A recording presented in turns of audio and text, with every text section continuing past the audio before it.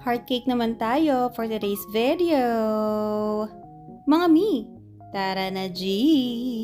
Perfect na perfect itong cake na ito na pangregalo sa inyong mga jowa bells, mami, daddy, asawa, o kung sino man ang gusto nyong regaluhan for Valentine's Day. Amazing! Ang size ng cake na ito is 6x4 and then ito-transfer natin itong cake na ito sa 10 inches na board yung merong acetate box. Ayan, mamaya sa result or sa final result natin makikita nyo yung packaging ng cake na ito. Kaya sinasabi ko sa inyo na perfect ito na pangregalo.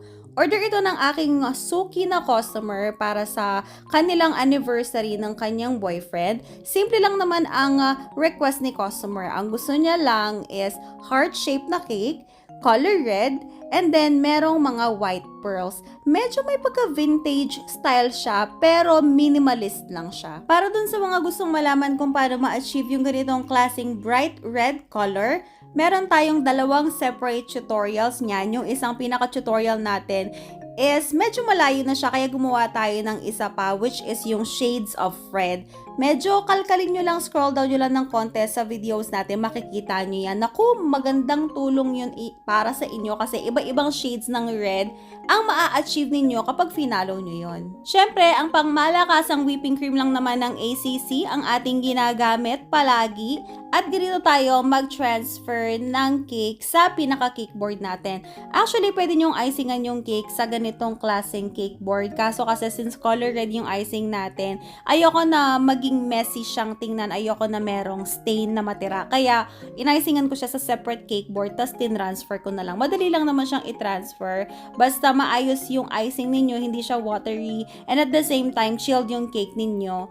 Hindi na siya maghihiwa-hiwalay, so madali na lang siyang i-transfer. Ito na yung pinaka-design or details ng cake natin. Itong una, wala tayong piping bag na ginamit. Ang ginamit natin dito ay cello sheet para naman ma-achieve natin yung pabilog na string nung labas ng icing natin sa ating cello sheet. At yes, mga mi, wag nyo na akong i-bash kung hindi pantay-pantay yan kasi we're still trying to figure out the best way kung paano magpantay-pantay. Alam ko pwede tayong gumamit ng cutting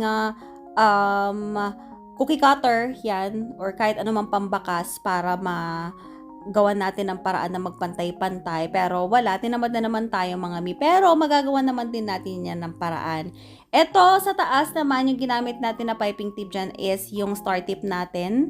And then, parehas lang din yung tip na ginamit natin sa bandang baba. Hindi ko na vinidyohan yon. At ito na nga yung request ni customer, medyo nakakangalay sa kamay ito, yung paglalagay ng mga white pearls natin. Talagang umorder ako ng separate para sa kanya kasi puno-puno talaga ng white pearls or draggies itong cake na ito. Ang size yata nitong nasa taas yung malaki is 10mm. Tapos, yung dito sa may bandang baba is 5, kung hindi ako nagkakamali. And, kaya umorder ako ng separate kasi nga ayoko nang maubusan. Madami kasing customer ang mahilig magpalagay ng mga white pearls, gold pearls sa mga cakes nila. So, minimake sure ko na palagi akong merong stock. So, kapag alam ko na yung design or request ng customer natin is maraming pearls, nag-order ako ng separate. And of course, sinasali natin yan and ina-add natin yan sa costing natin sa cake. Kaya sa mga bakers dyan or sa mga future customers natin, hindi porket minimalist yung itsura nung design nung cake natin, mura na.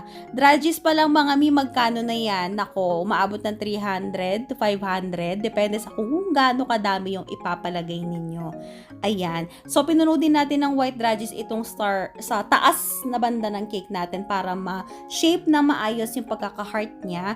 And then, syempre, finally, yung dedication. Hindi pa tayo ganun kagaling mag-dedication ng mga time na ito. Pero, kere boom boom na yan dahil malinis naman siyang tingnan. Ang pinaka-importante lang naman dyan is malinis siyang tingnan and readable and tuwa na or happy na si customer sa gawa natin. At ito na ang final result! O diba, ang shallow ng cake natin, napakasarap tingnan sa mga mata. Huwag ninyong kakalimutan mga mi, i-share ang ating mga videos at mag-comment din kayo para malaman natin kung sino ang active dahil malapit na akong mag-announce nung 5 winners natin para sa Palute Bags. And that's it for today. See you on our next video. Bye!